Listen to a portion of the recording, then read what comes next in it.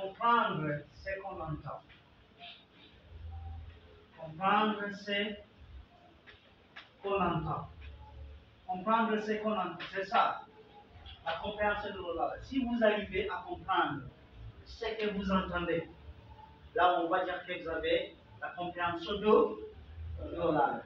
Par exemple, quand vous êtes à l'écoute, disons qu'on a une radio, vous êtes à l'écoute, si vous arrivez à comprendre ce qu'on dit, on va dire que vous avez la compréhension de l'oral.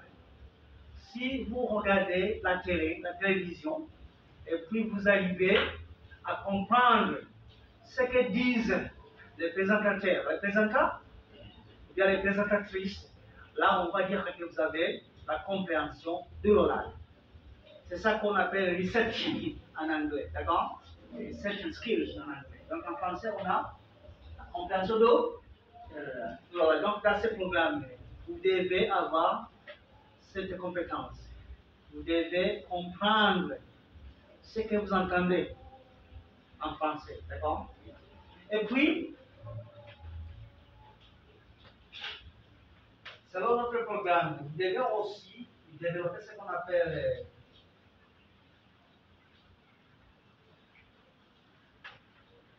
l'expression de l'oral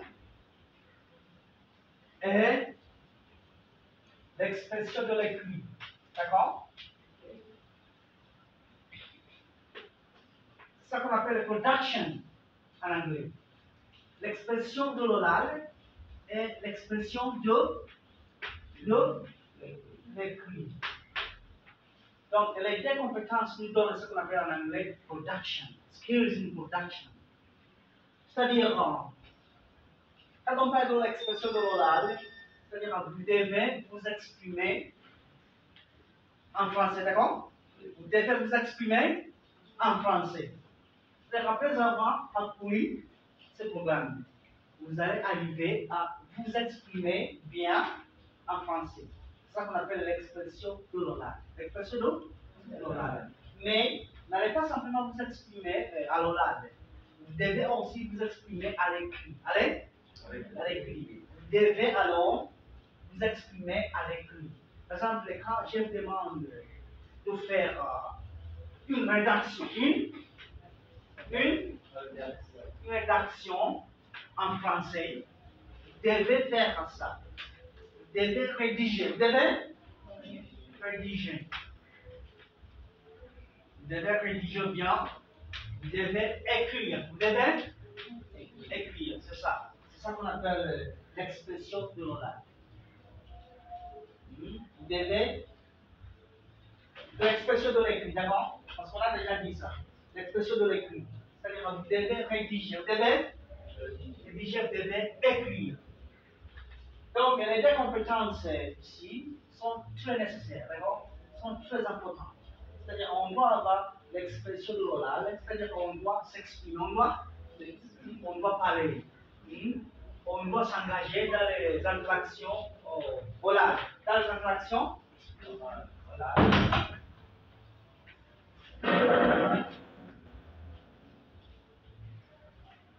On doit participer ou bien s'engager, prendre part dans les interactions orales.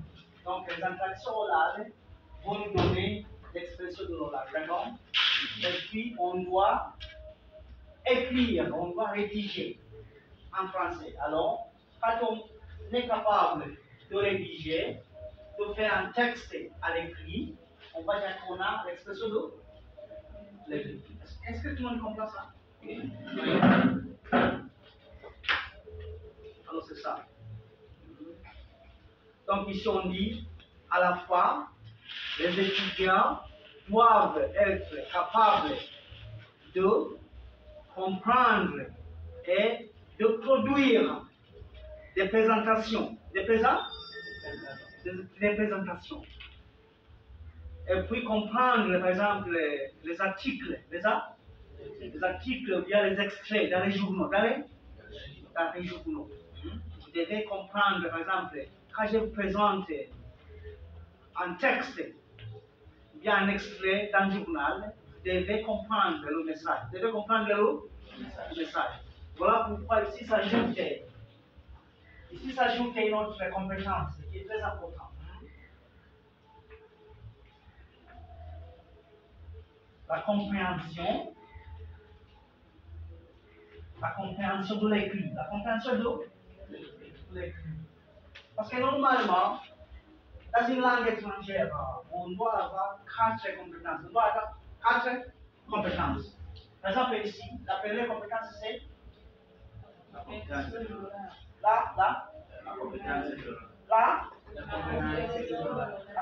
de l'oral. C'est-à-dire que vous devez comprendre ce que disent les autres. D'accord? Oui. C'est ça, la compréhension de l'oral. Vous devez comprendre ce que disent les autres. Et puis, l'expression de l'oral, c'est-à-dire que vous devez vous exprimer. Vous devez parler. D'accord? Vous devez vous exprimer oralement. Et puis,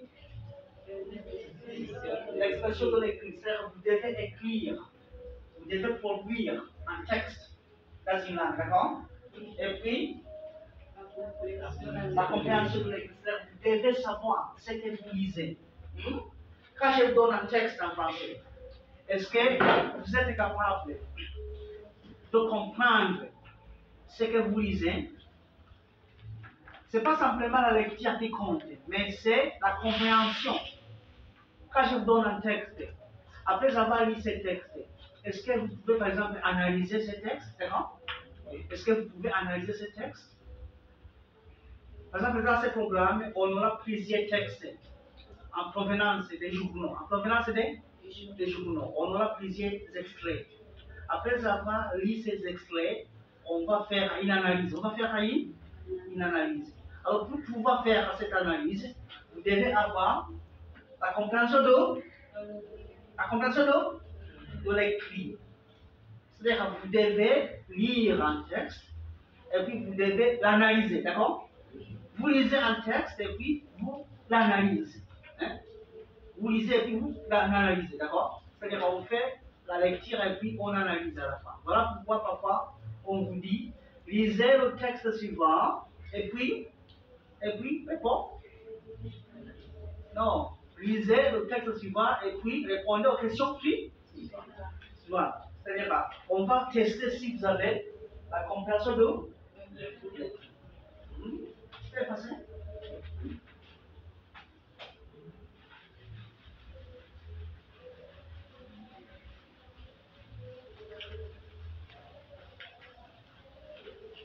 Alors, on va maintenant commencer avec ce qu'on a là.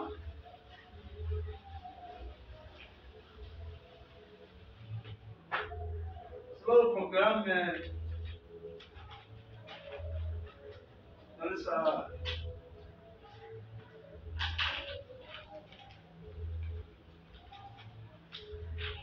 On a test de représentation. Test de.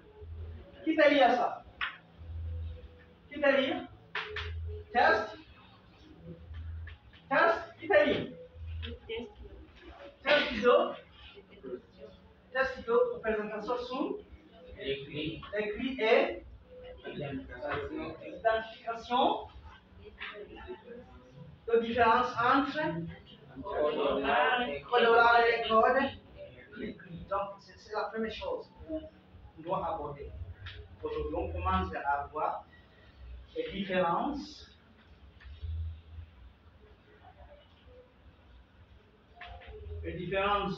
entre le code oral et le code écrit.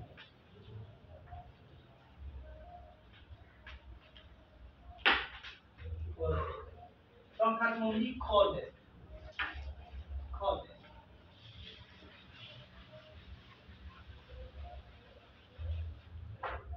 le mot code ici, langue, d'accord? Le mot code signifie langue. Donc, normalement, on a deux types de langues. On a deux types de langues. Principalement, on a des types de dollars. D'accord? Mais on va voir d'autres types. Mais principalement, on en a deux. On a le code OLAL, OLAL. Et puis on a le code écrit. C'est-à-dire la langue est divisée en deux. C'est-à-dire qu'on a le côté verbal, verbal vient le côté oral, et puis on a le côté écrit. Le côté écrit. Mais on va voir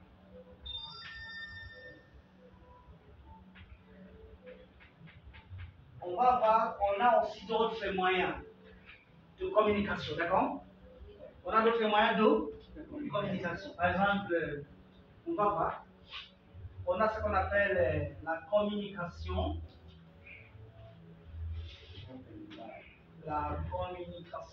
non verbale. Non verbale. Par exemple, on peut communiquer en utilisant ce n'est pas les gestes, d'accord? On peut communiquer en utilisant les gestes. Donc avec les gestes, on dit que c'est la communication non verbale. Par exemple, quand j'ai fait une chose comme ça, c'est pas verbal, c'est non verbal. Levez-vous, asseyez-vous. C'est pas verbal, c'est non verbal. Donc on peut communiquer, on peut communiquer en utilisant les gestes, mais on peut communiquer en utilisant les images. Les images. Oui. Les images. On peut communiquer avec qui? Par exemple, on peut communiquer avec une photo. D'accord? Avec une photo. Par exemple, au moment où vous entrez dans une bibliothèque, on ne va pas vous dire verbalement que taisez-vous. Vous allez voir une image qui vous dit que vous ne devez pas faire de bruit, d'accord? Dans une bibliothèque. On aura simplement une image, d'accord? On aura une image, ou bien on aura un signe. Donc, dans ce contexte, on dit que ce n'est pas la communication verbale, mais c'est la communication non verbale. On va voir. Mais pour le moment, on va voir la différence entre le code oral et le code écrit. Il faut faire attention. La manière dont on parle n'est pas normalement la manière dont on écrit. D'accord? Et si on fait référence à la langue française, la manière dont on parle le français n'est pas nécessairement la même manière dont on écrit le français. D'accord? Il y a parfois quelques différences entre l'oral et l'écrit. Donc on va voir.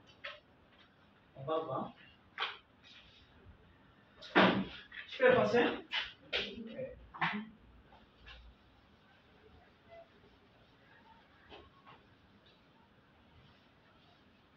Ici, normalement, on a 9 différences. 9 différences principales entre le code oral et le code écrit.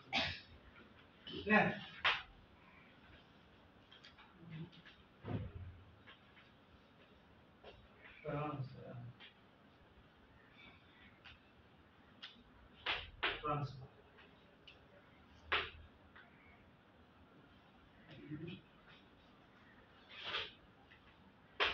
La première différence entre l'oral et l'écrit. La première différence.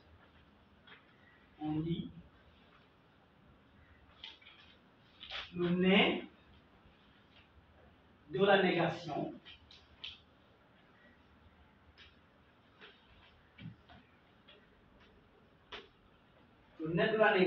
disparaît.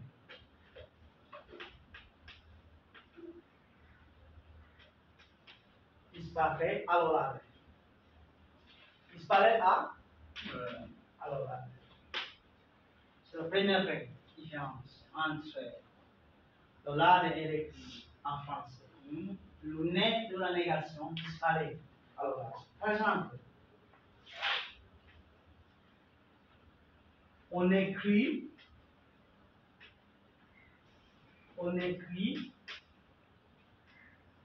il n'a pas Il n'a pas faim. Il n'a pas faim. Il n'a pas faim. On écrit comme ça. Il n'a pas faim.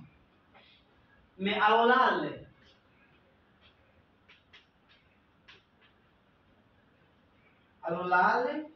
on dit,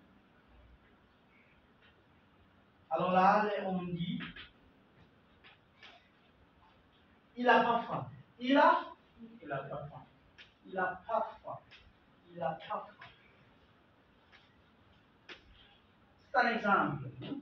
Donc alors là, on dit, il n'a pas faim. Il n'a pas faim. C'est-à-dire qu'on a supprimé le nez de la négation. C'est tout à fait normal quand on parle français. C'est tout à fait normal quand on parle français. On peut exprimer le nez de la négation quand on parle. C'est facultatif, c'est pas obligatoire, mais c'est naturel. C'est naturel.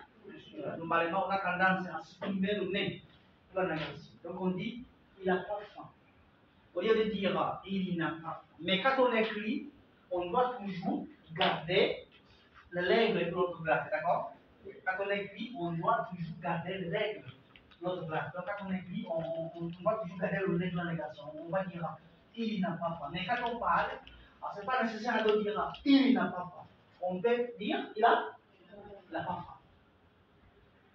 Hein? On a d'autres exemples ici. Par exemple, écrivez cette phrase. Je vais prononcer quelque chose et vous allez écrire. On m'a rien dit. Écrivez ça. On m'a rien dit. On m'a rien dit. C'est alors là, mais vous devez écrire la phrase complète à l'écrit, d'accord? On m'a rien dit. On m'a rien dit. On m'a rien dit. Écrivez ça avec toutes les orthographes. On m'a rien dit.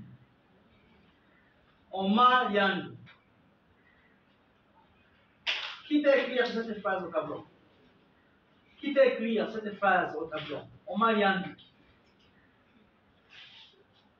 On m'a rien dit. Qui peut écrire au tableau? On m'a rien dit. Qui peut écrire cette phrase au tableau? Vas-y. Oui, vas-y. On m'a rien dit.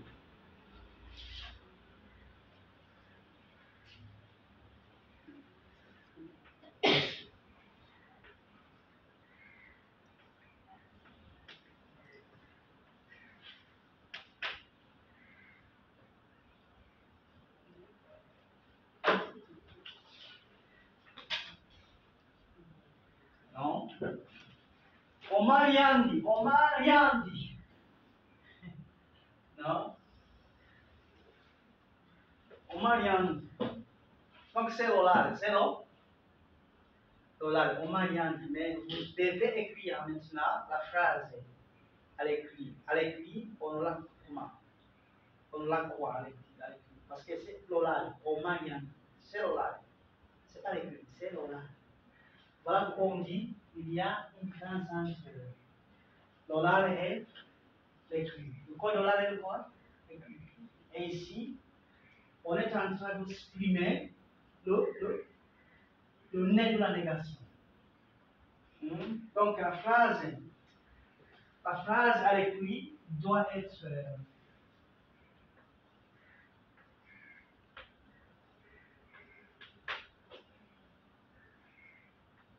ouais. Donc à l'écrit, ça doit être on est ma bien dit. Mais on va supprimer le nez de la négation. Alors on aura on m'a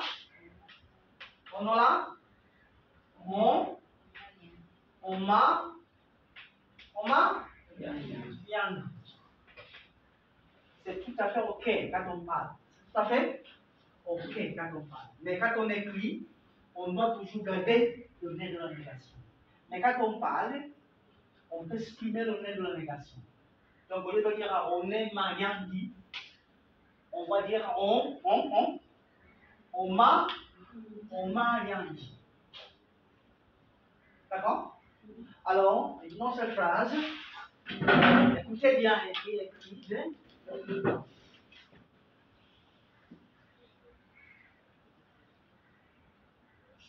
Je ne comprends pas. Je ne comprends pas. Je ne comprends pas. Je ne comprends pas. Je ne comprends pas. Je ne comprends pas. C'est écrit ça. Je ne comprends pas. Alors, à l'écrit, ça doit être comment? Tu peux montrer? C'est bon? Je ne comprends pas. Je ne comprends pas. Je ne comprends pas.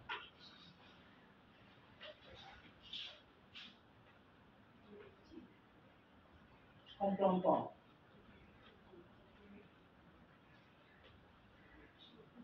Je ne comprends pas. Hein? Je comprends. Moi, je ne comprends pas. Moi, je ne comprends pas.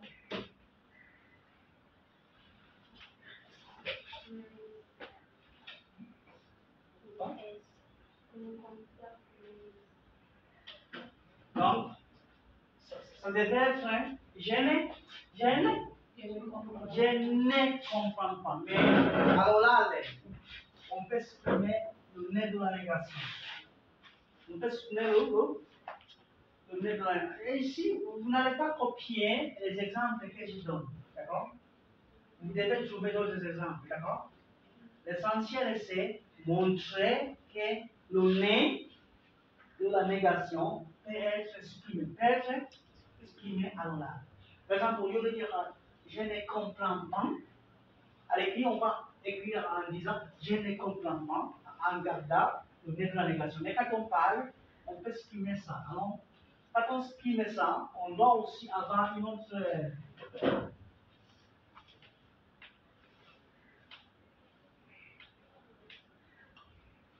On doit avoir un autre procès. Un procès d'assimilation. On va voir. Donc, c'est Gmail, ça veut dire je comprends pas. Je comprends pas. Parce que ça commence avec ça. Je comprends pas. C'est pas j'y comprends. Je comprends pas. On va voir. Je peux passer? Oui. Est-ce que vous pouvez trouver d'autres exemples avec cette catégorie? Je sais pas, je ne sais pas, on dit je sais pas. Je sais pas. Et puis quand on fait une assimilation, on dit je sais pas. On dit moi je sais pas. C'est tout à fait normal. Quand on dit moi je sais pas. Au lieu de dire moi je ne sais pas, on dit moi je sais pas. Parce qu'il y a un processus d'assimilation. C'est-à-dire les sons s'assimilent. Donc au lieu de dire je ne sais pas, on va supprimer d'abord le nez de la négation et puis on dit moi je sais pas. Moi je sais pas. Hein? D'autres exemples?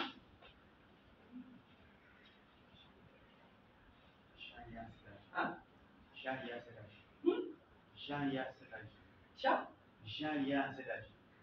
C'est quoi ça? Jean-Yann Sedaj. Est-ce que tu as bon? Je t'ai dit bon.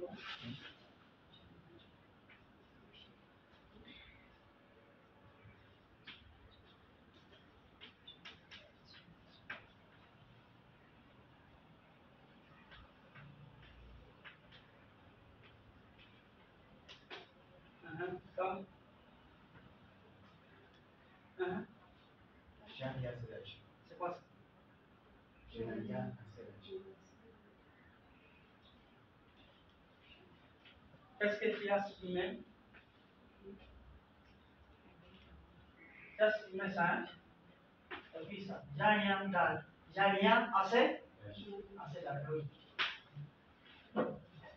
Jean. C'est pas ici. Oh, c'est ça. C'est Jean-Yann.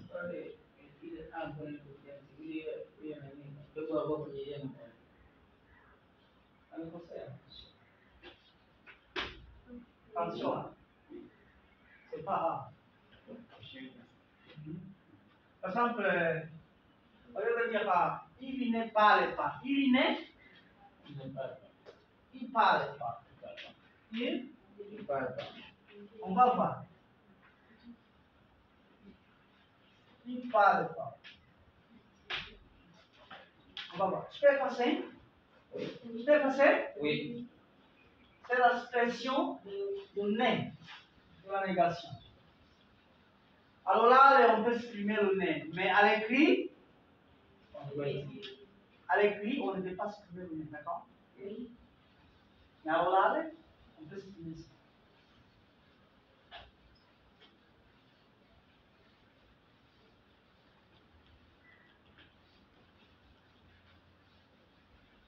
Et puis, deuxième différence entre l'oral et l'écrit en français, le I de tu, le U,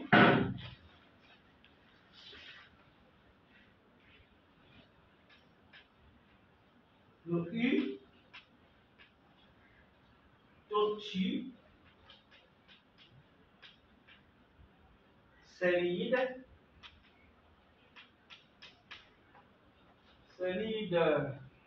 des voix, une voyelle. Je vois une voix, une voyelle. Par exemple,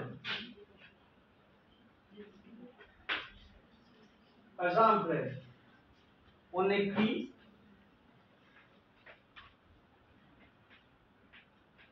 écrit, tu es fatigué. Tu es fatigué.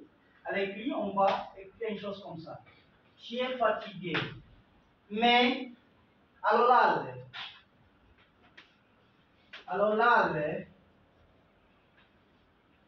on va dire, t'es fatigué? T'es fatigué?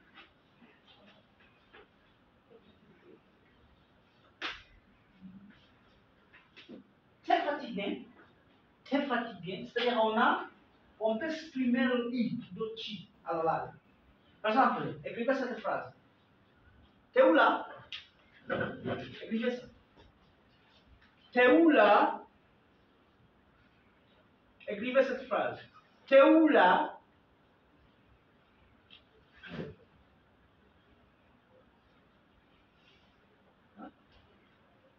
Vous avez écrit ça? T'es où là? Alors à l'écrit, ça sera comment? Qui peut écrire ça? T'es où là?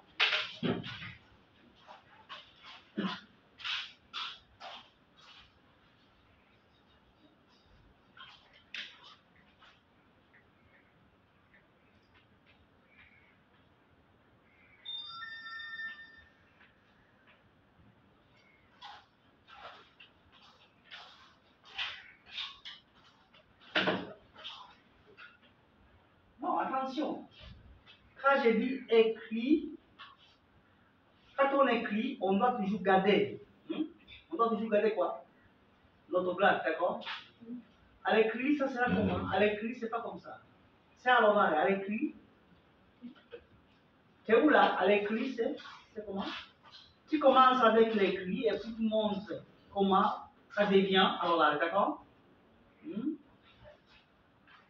Tu es où là? Tu es où là? C'est à l'écrit et puis à l'oral,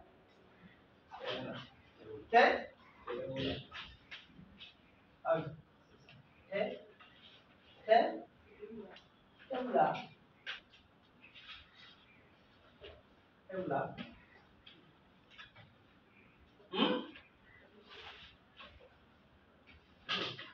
T'as bien compris? Oui. T'as bien compris? Écrivez ça. T'as bien compris? T'as bien compris? T'as bien compris? T'as bien compris?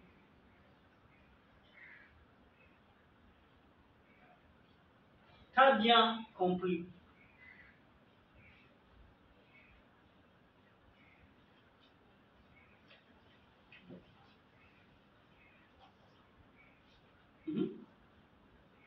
Tu peux écrire au tableau? Oui, vas-y.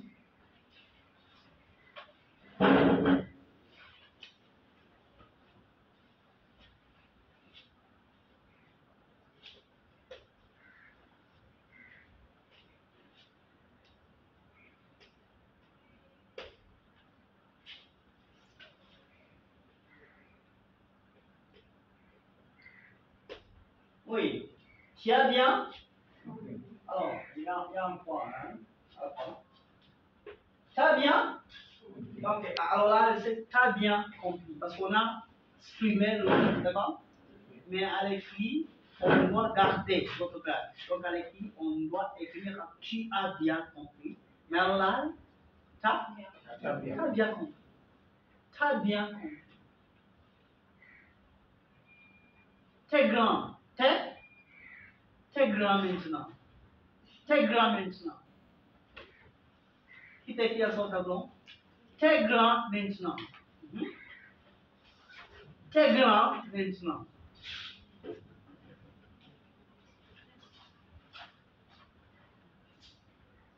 T'es grand maintenant. T'es grand maintenant.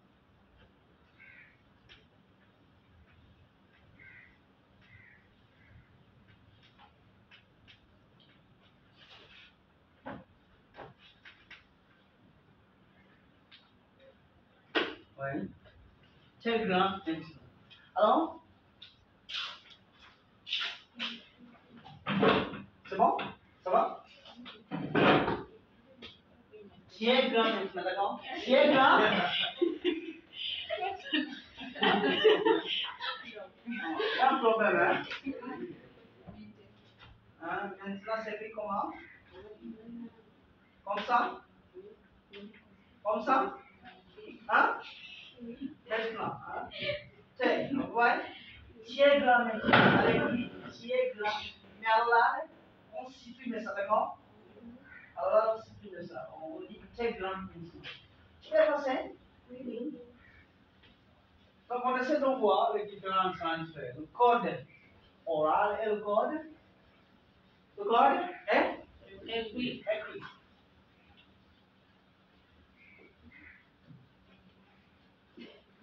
Troisième différence. Troisième différence. Le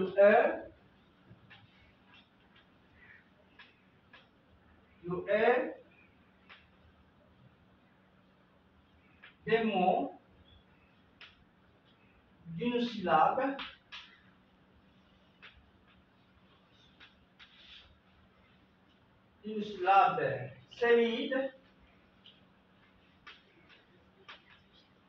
solide des voix qui consonnent. Des voix, une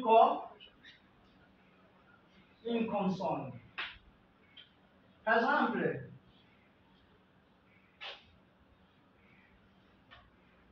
on écrit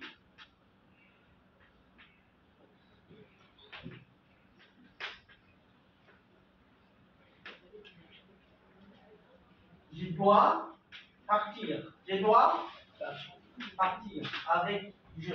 Je dois partir.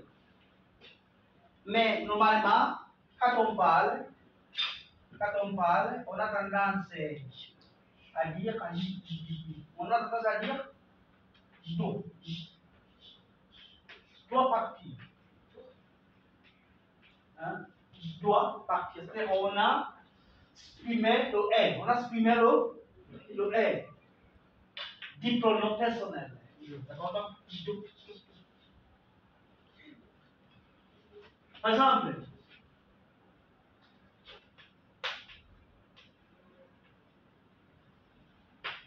je mange avec lui, je mange avec elle, je mange avec. Mais quand on parle, c'est pas nécessaire de dire je mange, je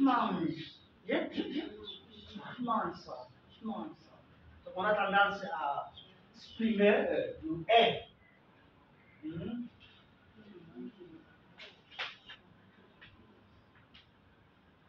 Je parle. Non, alors là, normalement, on a tendance à supprimer ça, et puis on a un processus d'assimilation. Un processus d'assimilation. Pour que ça s'assimile avec ça. Parce que c'est non voisin. Hein? Vous avez étudié ça, n'est-ce pas? C'est non voisin et c'est voisin. Alors on doit faire un processus d'assimilation pour que les deux sons s'assimilent. D'accord? On ne va pas dire je parle. On doit faire une assimilation. Donc je parle. Je parle français. Je parle. Hein? D'abord, on doit exprimer ça, et puis on fait l'assimilation. Donc on dit je parle. On dit je parle. Je parle. Je parle français. Qui est là?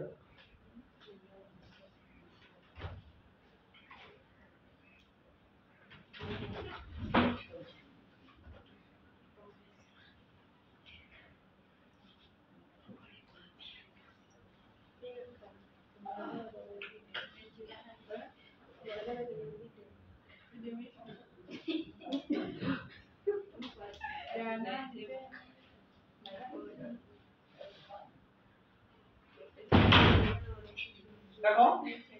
Je parle. Hein? Je parle. Je parle. Je vais. Pas j'en veux. Je vais à l'école. Hein? Je vais à l'école.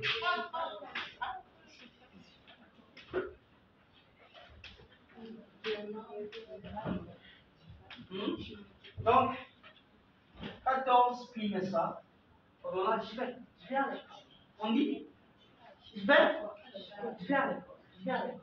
Parce que le est des mots d'une syllabe, c'est libre. Devant une consonne. Je vais passer.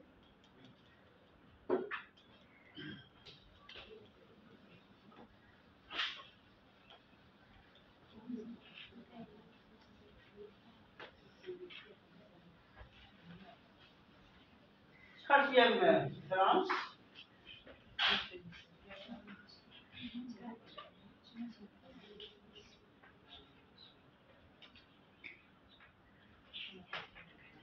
Je se prononce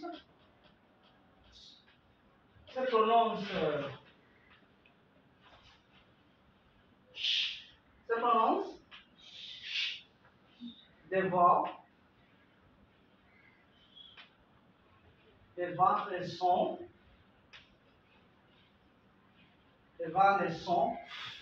devant les sons.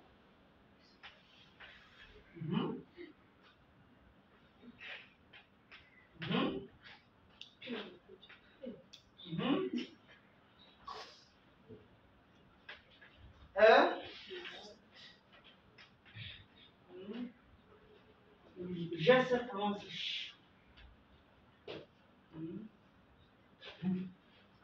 Par exemple, on écrit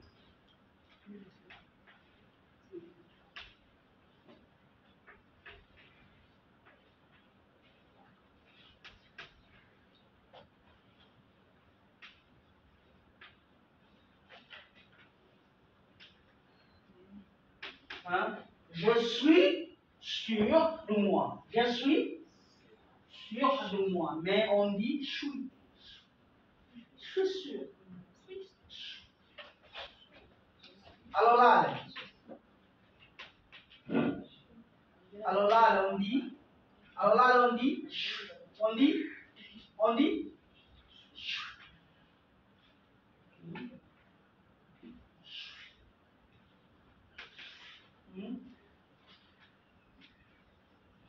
suis sûr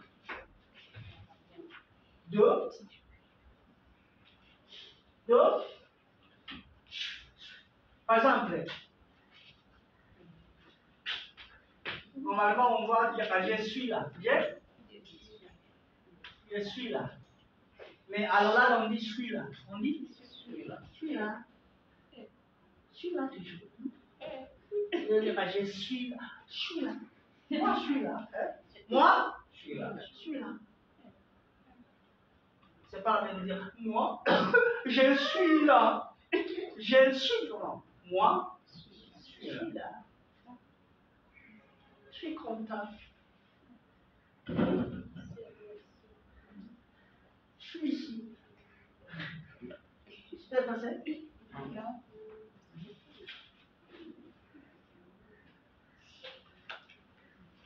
Donc, ici, on est en train de voir les différences entre le code oral et le code.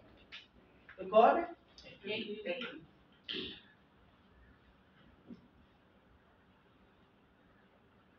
Vous pouvez chercher d'autres exemples, d'accord? Tu peux passer?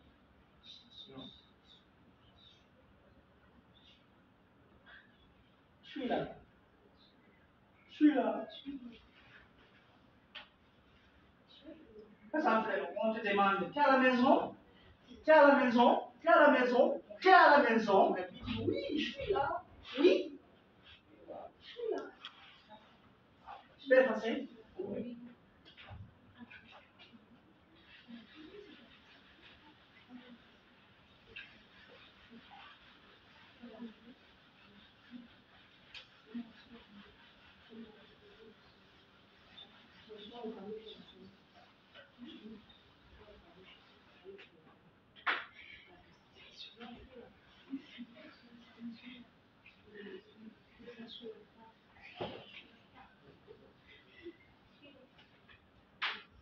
Alors, cinquième différence.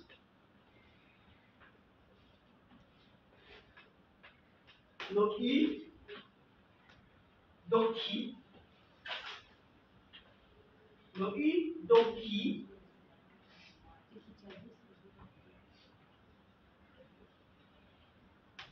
Des voix une voyelle. Des voix une voyelle.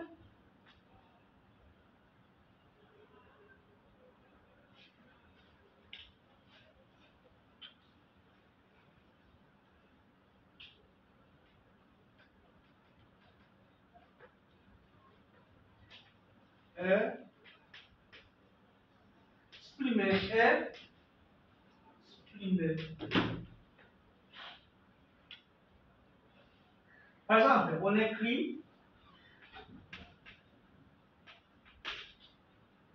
c'est toi qui as fait ça. C'est toi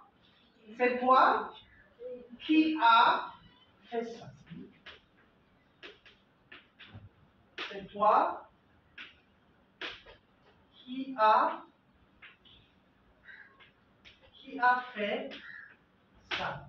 Mais alors là, on ne va pas dire une chose comme ça. Alors là, on peut supprimer le i. Le qui, d'accord? Donc alors là, on l'a. Alors là, on l'a. C'est toi. Hein? Donc c'est toi. C'est toi qui as fait ça. C'est toi qui as fait ça. Alors là.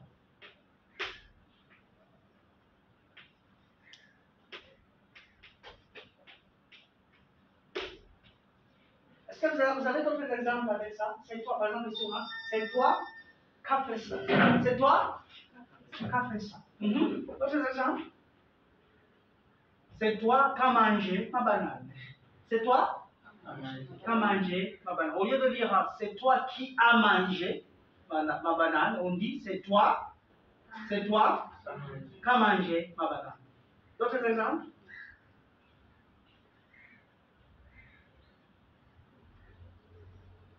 Par exemple, c'est toi qui as vu mes vêtements. C'est toi qui as vu mes vêtements. Au lieu de dire c'est toi qui as vu mes vêtements, on dit c'est toi qui as vu mes vêtements. D'autres exemples? Avec ce point, hein, avec oui, là où on supprime le oui. C'est moi qui as béni. Attention. Bien, c'est toi qui as béni. Qui as béni. C'est quoi ça?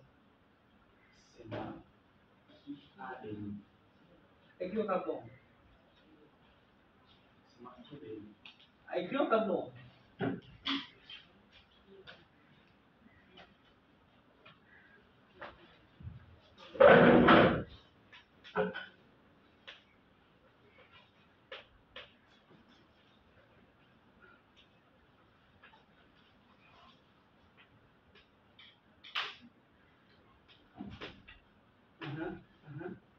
Donc, on l'a quoi? Ah oui, c'est toi qui es. Qui est béni? Non, ça doit être est. Ça doit être qui est béni. Oh, c'est moi qui ai béni. Non, t'as utilisé c'est toi. Attention, Oui, c'est toi qui. est béni. Attention, le verbe. Verbe être. Ça doit être comment? C'est moi qui ai béni. C'est toi qui es béni. Donc, alors là, C'est toi qui es béni. ah oui, oui. Écris donc. Alors là.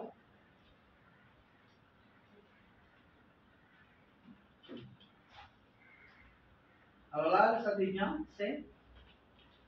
C'est Non, tu peux simplement écrire ça. C'est. C'est toi que.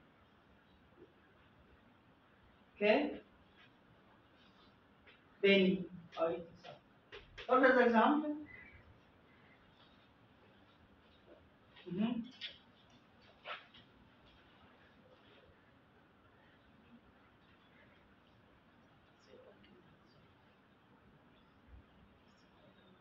Par exemple, c'est moi casa. C'est moi casa. C'est moi casa. Vous pouvez écrire ça? C'est moi casa.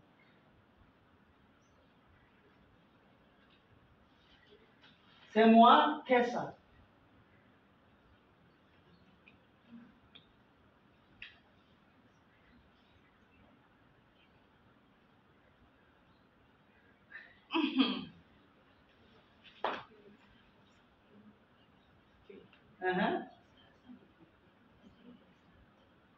Ça veut dire comment?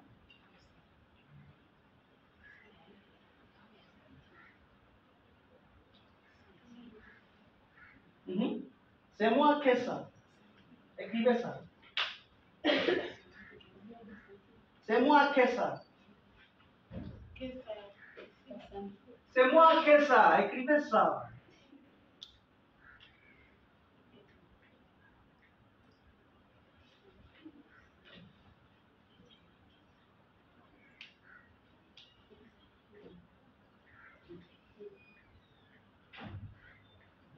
C'est moi casa.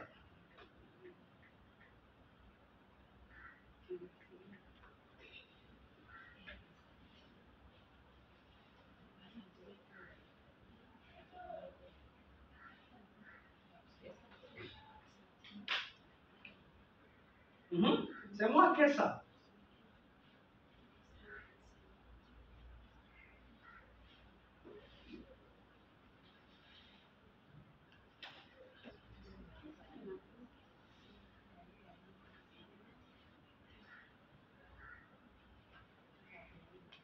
Oui? C'est moi casa. On écrit comment? Oui, vas-y. C'est moi casa.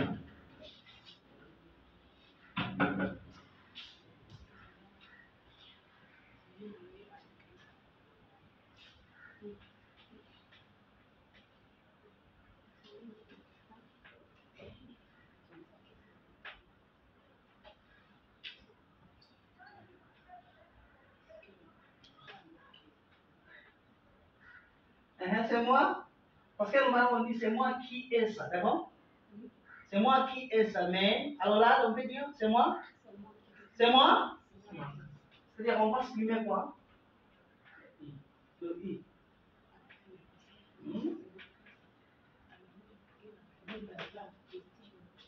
D'accord? D'accord? D'autres phrases? Autre phrase. Oui. C'est moi que ça. C'est moi que ça. Parce que quand on supprime ça, ça veut dire quoi? C'est ça. Que. Oui, le verbe. C'est comme ça. Parce qu'on dit, attention avec le verbe. Attention avec cette expression. Hein? Par exemple, c'est nous qui. C'est nous qui. C'est nous qui. C'est nous qui. C'est nous qui. C'était. C'était qui. C'était qui. On.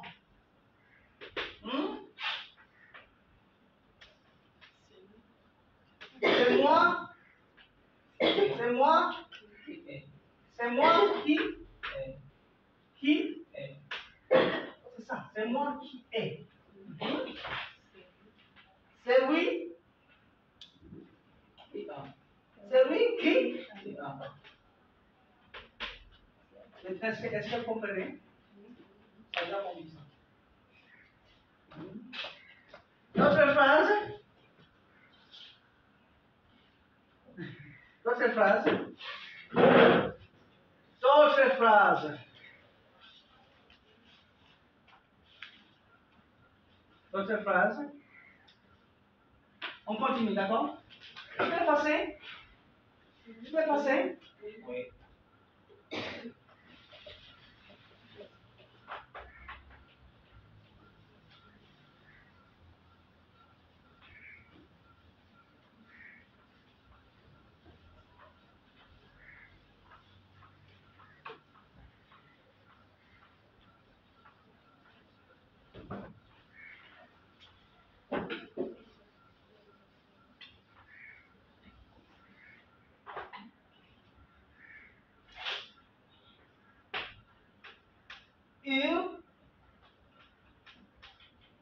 Il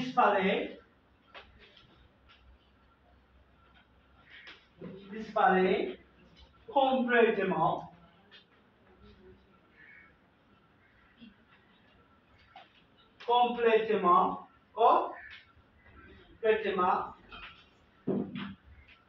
dans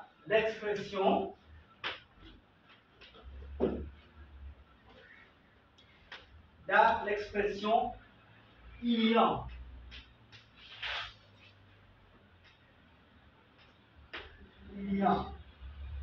Par exemple, on écrit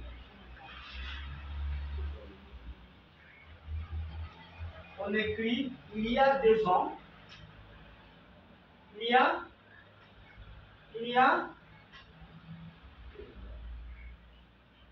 a des ans, mais alors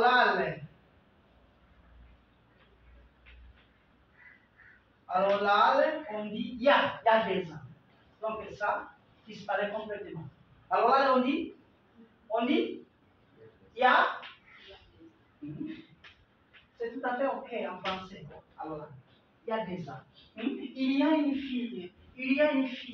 Au lieu de dire il y a une fille, on dit simplement il y a une fille. Il y a une fille. Il y a une fille qui s'appelle Jérémie. Il y a une fille. Il y a une fille. Au lieu de dire il y a une fille, on dit simplement il y a une fille. Il y a beaucoup de problèmes. Il y a beaucoup.